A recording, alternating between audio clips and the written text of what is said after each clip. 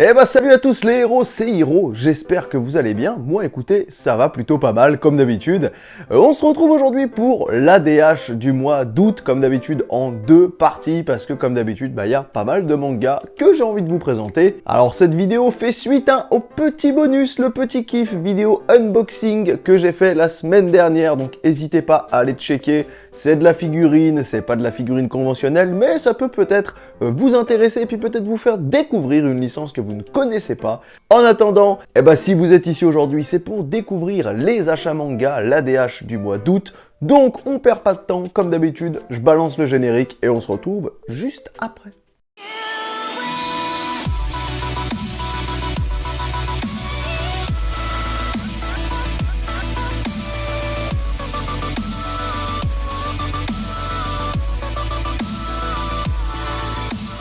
Et allez, avant de commencer, n'hésitez pas, comme d'habitude, si ce genre de vidéo vous plaît, si vous kiffez l'ADH, à mettre le petit pouce vers le haut, ça fait toujours plaisir, et puis surtout, à vous abonner à la chaîne. On a enfin dépassé les 600, là on est presque 620 abonnés. Donc n'hésitez pas, si le contenu vous plaît, de vous abonner. Ça prend 2 petites secondes, là vous cliquez et hop, vous êtes un héros officiel. Ça serait bête quand même de regarder la chaîne sans être un héros quand même. Non, allez, plus sérieusement, en tout cas, merci à tous ceux qui soutiennent la chaîne comme d'habitude, ceux qui aiment, ceux qui partagent, et ceux avec qui je peux échanger comme ça au quotidien, ça fait toujours plaisir. Et du coup, on va commencer avec un manga.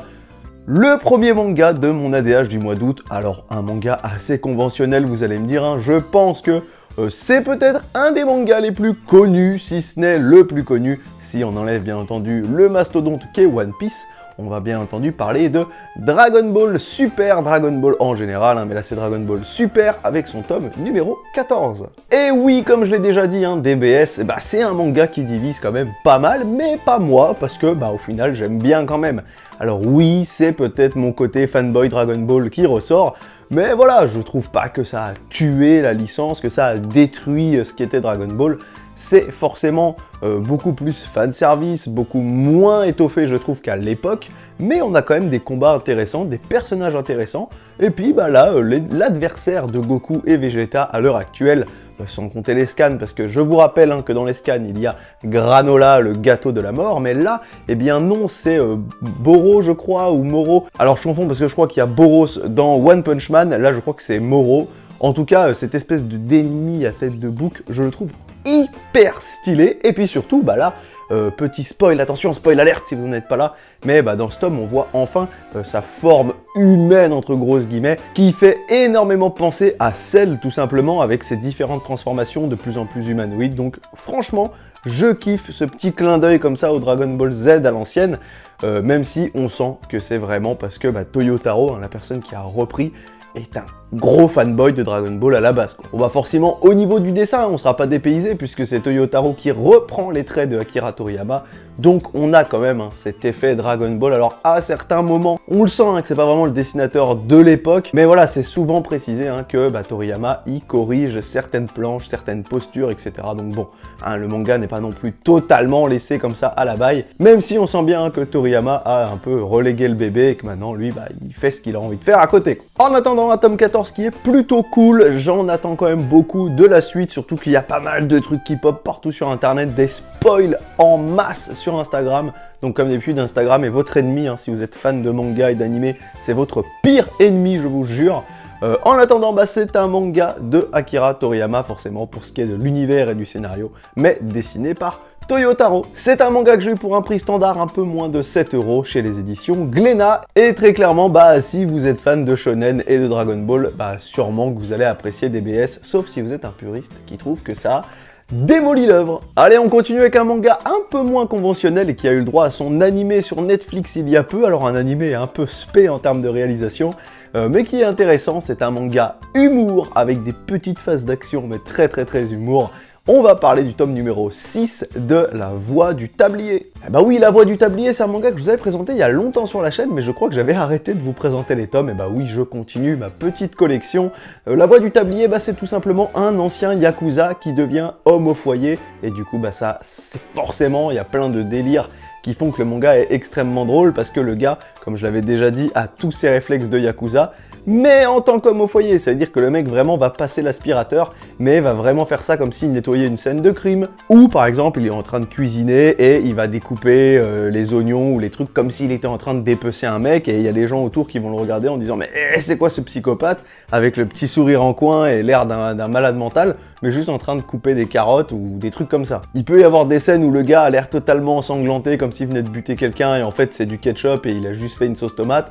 C'est vraiment décalé, très drôle. C'est des petites histoires. C'est pas non plus le manga qui se suit vraiment en mode vous attendez chaque tome avec waouh mais qu'est-ce qui va se passer. Non, c'est vraiment, je crois qu'il y a à peu près 4 petites histoires courtes dans chaque tome, mais qui sont du coup extrêmement drôles avec à chaque fois, je crois, pour terminer, une petite histoire sur le chat du personnage principal, qui lui aussi a le droit à ses petites aventures plutôt marrantes. Donc forcément, pour ce manga, c'est pas le manga que je mettrai entre les mains de tout le monde, c'est vraiment une petite lecture à la cool, comme ça. Mais comme je l'ai dit, c'est plein de petites histoires courtes, alors faut aimer l'humour, faut aimer ce genre d'univers. C'est un univers qui se veut quand même réaliste, mais avec des trucs totalement loufoques, donc vraiment, renseignez-vous, en tout cas moi, je trouve que ça a la place dans ma petite mangatech parce que ça change quand même d'un peu tous les classiques qu'on peut avoir quoi. C'est un manga de Kosuke Oono, j'espère que je n'écorche pas son nom, et c'est chez les éditions Big Kana, pour encore une fois un prix standard, un peu moins de 7 €. Et allez, on continue avec le manga qui aurait pu être le coup de cœur du mois, mais forcément il fallait faire un choix,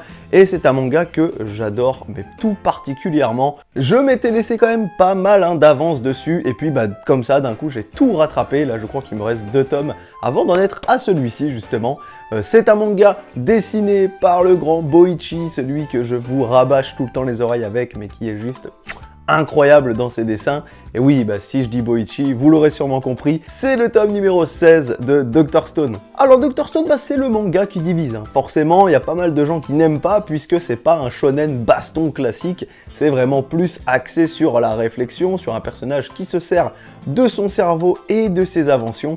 Mais justement, moi comme je l'ai dit, c'est vraiment ça qui me fait kiffer le manga, c'est le délire où, forcément, en fait, le personnage doit sortir de toutes les situations un peu reloues ou un peu dangereuses, pas simplement par la force de ses poings, mais plutôt par l'intelligence qu'il a. Il crée des objets, des trucs, des situations pour pouvoir justement s'en sortir. Et je trouve ça très original d'enfin axer un manga shonen sur le côté réflexion plutôt que sur le côté baston pur. Comme d'habitude, ce petit tome, il souffre des restrictions budgétaires puisque je vous rappelle qu'avant, les tomes de Dr. Stone avaient un effet brillant là sur cette partie-là des rochers. Ça faisait un peu carte Pokémon holographique. Et là, ça fait quand même pas mal de tomes qu'ils ont arrêté, ils ont dû se rendre compte que c'était trop cher. Du coup, c'est un peu dommage parce que forcément, dans la mangatech, quand sur la tranche comme ça, vous avez des petits éclats, et vous avez toute une partie qui va être brillante, puis d'un coup, c'est un peu trop terne.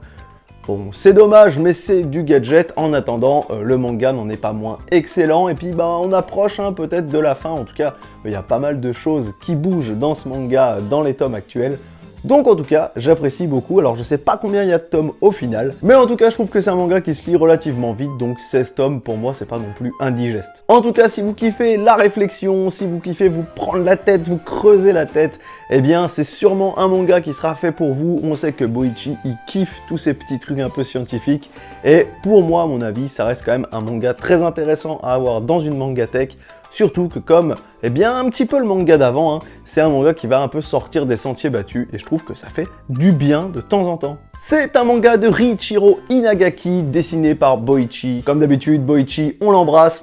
Salut mon pote! C'est vraiment une petite tuerie. Chez les éditions Glénat, avec un prix standard, un peu moins de 7 €, donc n'hésitez pas, pour moins de 7 €, vous pouvez quand même vous faire plaisir. Allez, on continue avec l'avant-dernier manga de cette liste, l'avant le coup de cœur.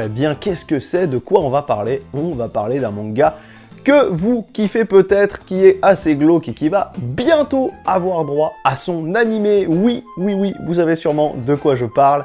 Oui, de Chainsaw Man et de son tome numéro 9. Alors oui, Chainsaw Man, je continue de les acheter et comme d'habitude, il n'y a pas eu d'update, j'en suis toujours au tome 4 ou 5 je crois, puisque forcément, comme je l'ai dit, je lis des mangas qui ressemblent beaucoup à Chainsaw Man et donc j'attends un peu de me vider la tête pour pouvoir continuer les Chainsaw Man. Alors oui, je sais, je le répète à chaque fois cette petite phrase, mais bon, j'ai pas le choix, vu qu'à chaque fois on a des nouveaux abonnés, et ben il faut bien qu'ils soient au courant. Je pense pas qu'ils sont allés mater toutes les vidéos qui datent d'il y a 6 mois quand même. Bon, en attendant, Chainsaw Man, c'est un manga assez spé au niveau des dessins, au niveau des designs, au niveau de l'histoire.